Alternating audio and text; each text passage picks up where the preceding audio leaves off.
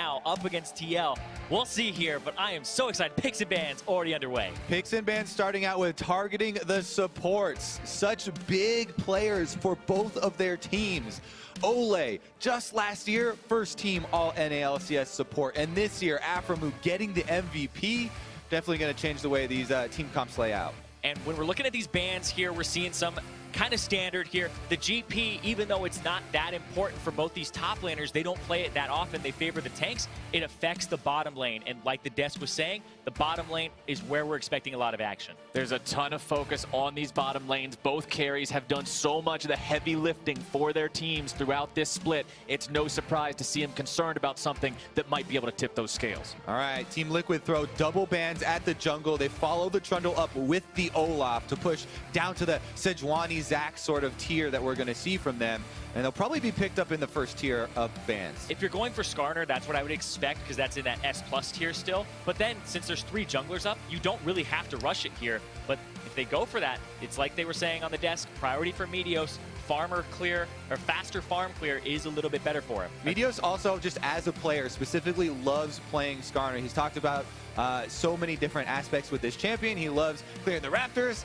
as well as getting in for those Predator ganks. A man after my own heart. Skarner picks something that I'll never criticize a team for going after 100 Thieves, locking that one in first. Like you said, it appeals to Meteos' playstyle, sets him up to be successful, and he's also been a critical part for 100 Thieves, especially in recent games, getting them where they need to be for these victories. Meanwhile, on the other side, though, they did have to give up to Team Liquid the Caitlyn pick that we've been talking about so much, being a very high priority in both of these team strategies, especially since if you're going to pick one of those other level 6 crowd control AD carries, they're going to have to make something happen and divert the Caitlyn scaling. Exactly, and the thing that's absent here for me that's been in almost every other pick ban, Xayah Rakan, at least a ban coming through because it's a very powerful bottom lane. And if 100 Thieves, I would expect them to go for something along those lines here, but it looks like they don't want to have mid lane banned out with a priority for TL. Yeah, and if you don't go for it in the double pick here, then you don't want to get half of the duo. So it looks like that one probably will pass through the fingers here.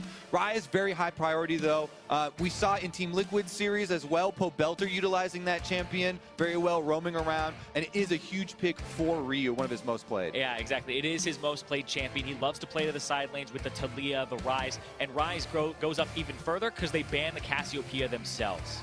100 Thieves will also get themselves the Tristana here. You're going up against something that can carry in the late game like the Caitlyn. You're answering with something that can do the same with the Tristana. If you watch EU or offensive looking 100 Thieves lineup here, they have tons of hard engage to play with. They also have the mid laner that has the possibility of going side lanes very early on, and the Tristana is an all-in AD carry that can look for those kills. Yeah, great scaling as well. So playing for that late game, the 100 Thieves kind of MO that they've been operating with, and the Singe there for impact. He played this earlier up against Cloud9. Now we're seeing why. Just the Cho'Gath ban there, trying to attack some days.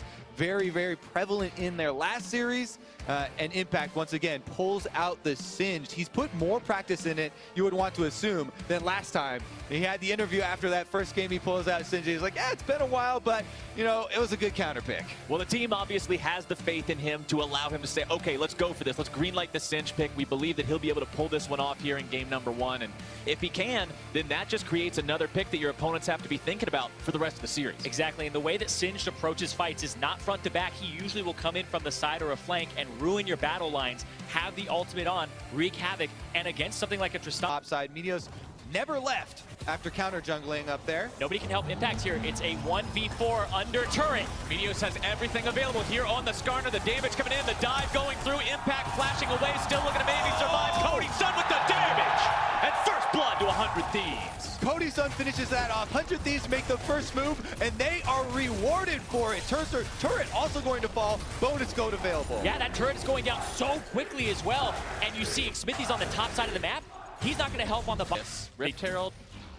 They don't have his ear, though. 1/3. Teleport is going in. They're going to go for it. All right, Ole going to be the one soaking the damage here on the front line. Aframu backing himself away now as well. Ornn ulti comes through, but now the suppression down onto the TP. Impact gonna find himself here in the middle of the fight. Cody Sun caught off the side, having to jump away. Meteos goes back up the wall. Team Liquid still looking to make something happen onto Someday as Pobelter shuffles Ryu back into the river. Someday still running away. Pobelter in some danger.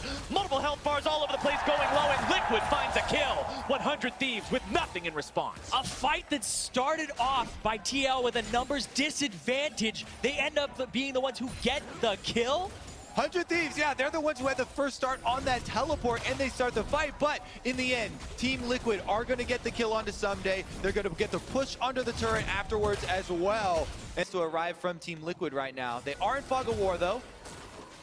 Aframu is going to be the one who takes the first bit of the aggro. Remember, he does have the ability to become very tanky. Impact now on the front line, going to be looking for some more. Braum ulti comes down. Suppression goes through. Impact going to be taken over. Cody is lower.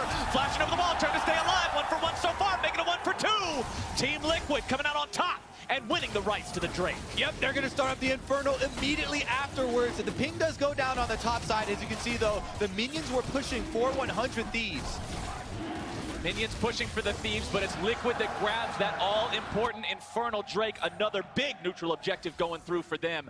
And 100 Thieves really got to be careful about how they're playing these fights. Exactly, these team fights going the way. He's in an area where he can't easily take it out. Otherwise, get it put to a stop very quickly. Yeah, you could see the thought process there. Ryu was coming in from the side to potentially root. Aframu looked like he was about to walk up, but got slowed, and they grab Sejuani, they grab it Smithy. Meteos decides this is the pull, this is the play, this is the initiation, and they find the enemy jungler. And again, Aframu and Meteos, they have had so many combinations this year. See Pobelter top, this is the opportunity. Here it comes, Orno going through, able to find a little bit of control through that one. Delvin's gonna be in some trouble, knocked up into the air, damage coming through, Delvin taken down! And Cody's son delivers the kill shot.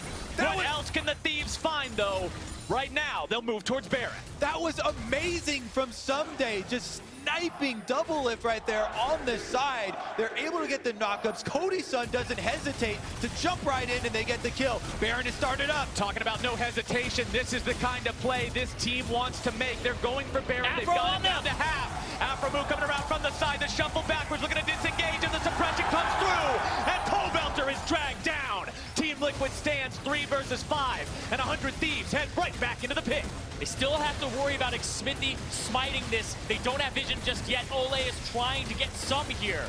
Baron, 1/4 HP, very, very low. Smithy wanting to go over the wall. Oh, he they make it! He's got it! Smithy with the steal! Oh my god, and he gets out! Cody's son chasing him, but it's actually Team Liquid who steal from the 100 Thieves! What a play from the veteran jungler of Team Liquid. The laugh that you hear from Impact Singed is the laugh that Liquid is feeling after that one. That is how you save a disaster. Watch Aframu. He's not able to headbutt him because he's grounded by Impact's acid. He throws Time around, went for Knight's Vow instead. and there's no dematerializers, so this cannon minion is just actually, they're trying to get aggro. You see it's hitting Meteos right now, and he's happy with that because it's not hitting the turret. But now, the next wave shows up, and they're just going to knock this inhibitor turret down at 28.5 minutes. Cannon minion MVP, now Team Liquid, still 20 seconds left on the Baron buff, moves themselves into position onto the inhibitor, managing to go for the throw, trying to get Someday there into the middle. They pick him off, Meteos through the side, now going to be isolated himself, taken down, and Team Liquid could win right here, a double kill for double lift. Pobelter sweeps in Cody's son, and they take down the AD carry, and they're still pushing. Yeah, they have the Baron buff. They have the Baron buffed up minion. It just falls off the cannon. There they go. Everybody's ready to go. The TP used to keep the minion alive. Nexus turret number 1 under fire. It is taken down. They're still looking to force the fight. 5 versus 2. Ryu's looking to hold on, but cannot do it.